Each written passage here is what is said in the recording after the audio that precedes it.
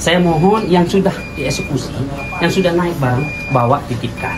Yang tersisa di dalam, biarlah pemilik rumah untuk mengosongkan. Dengan waktu mungkin 1 bulan atau 1 minggu, tapi tidak dikasih. Kan gimana? Ini kan keadilan, kebijakan. Kalau bicara hukum semua, orang hukuman mati aja udah diputus, hukum mati. Bisa ditunda eksekusi, bahkan bisa digerasi. Masa eksekusi cuma tunda, mau ngeluarin barang nggak bisa?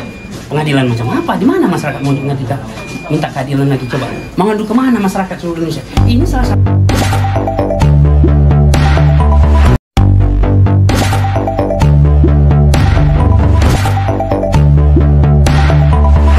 Dan saya sampai mati pun tetap saya perjuangkan. Karena ini bukanlah sita proses keputusan pengadilan, tapi ini sita eksekusi sama dengan kolektor. Berarti pengadilan kita udah mohon, cuma tidak cium kaki aja. Mohon supaya ada kebijakan. Kebijakan seperti apa? Supaya tahu, supaya jangan masyarakat menduga-duga kebijakan. Saya mohon yang sudah dieksekusi, yang sudah naik barang, bawa titipkan. Yang tersisa di dalam, biarlah pemilik rumah untuk mengosongkan. Dengan waktu mungkin 1 bulan atau 1 minggu, tapi tidak dikasih. Kan gimana? Ini kan keadilan, kebijakan. Kalau bicara hukum semua, orang hukuman mati aja udah diputus, hukum mati. Bisa ditunda eksekusi, bahkan bisa digerasi. Masa eksekusi cuma tunda, mau ngeluarin barang nggak bisa? Pengadilan macam apa? Di mana masyarakat mau minta keadilan lagi? Coba mau ngadu kemana masyarakat seluruh Indonesia? Ini salah satu contoh, mungkin Gunung Es ini salah satu contoh korban bank ini. Mungkin yang tidak terbawa ke permukaan, yang tidak temu dengan pengacara. Ratusan mungkin, bahkan ribuan di seluruh Indonesia. Nah harapan kita kali ini kan tidak terulang. Pengadilan jangan menjadi kolektor. Maksud kita, kasih kebijakan. Saya rasa tadi udah win-win selesai. Oh, eksekusi sudah dibaca, secara hukum sudah sah. Tadi pindah barang, udah ada yang pindah. Silakan titip, yang sisa kolor mungkin BH bininya, piringnya, ya biarlah punya rumah yang ngeluarin. Kasih waktu 1 minggu, buat kesepakatan. Saya tanda tangan di situ sampai jempol. Kalau tidak, saya siap masuk penjara, mempertanggungjawabkan perjanjian. Tidak ada, sedetik pun tidak ada. Dia tetap kekeh. Bahkan ketua pengadilan pun sudah kita nggak bercium kakinya kan gitu. Tuhan aja ngampuni orang, kasih waktu kok kita enggak. Nah jadi kita kepada tim kita izin pada objek perkara kan rumah.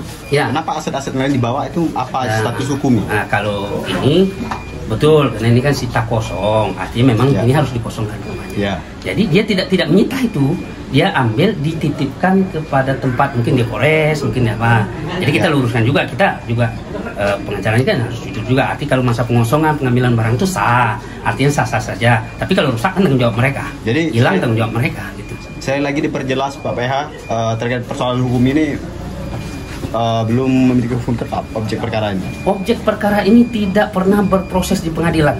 Ya. Yang ada karena wan prestasi berdasarkan hak tanggungan yang mempunyai kekuatan hukum tetap sama dengan keputusan pengadilan. Tadi ingat sama itu bukan berarti keputusan pengadilan. Nah kalau sama ini, di mana kelemahannya? Dia tidak pernah diproses di pengadilan, tidak pernah dipanggil saksinya, tidak pernah diperiksa apakah angka kreditnya betul, apakah wan prestasinya betul, apakah objek jaminan benar punya si tereksekusi. Itu kan tidak pernah diperiksa di pengadilan. Hanya berdasarkan permohonan. Loh kalau proses itu tidak benar, ya. Siapa yang korban? Kan pemilik objek sengketa. Jadi dari PN tadi apa hasilnya? Tolong berjelaskan Pak. Kalau dari PN tidak ada, katanya dia sudah melaksanakan sesuai dengan hukum.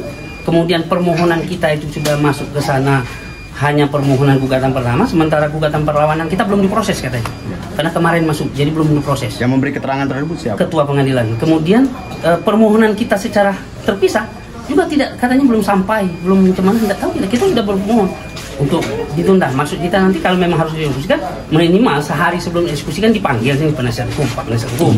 Besok ini dieksekusi. Ya kami harus komunikasi dengan Pak penasihat hukum supaya jangan repot. Kosongkanlah yang kecil-kecil itu. Ya. Karena kita juga melihat ini tidak bisa ditunda lagi, otomatis kan kita kosong mana hal-hal yang penting. Upaya hukum yang kita lakukan dari pihak kan termohon, kita sudah gugat. Kita sudah ajukan permohonan penundaan, kita sudah ajukan gugatan perlawanan. Nah, gugatan perlawanan tidak berproses. Ya. Dengan alasan katanya di-ekot belum masuk. Tadi ditanya tidak sakit apa sehat ketuanya Pak? Saya tidak sempat nanya ya, cuman saya lihat yang jelasnya pengadilan negeri Lubuk Linggau tidak sedang baik-baik saja karena tidak ada kebijakan.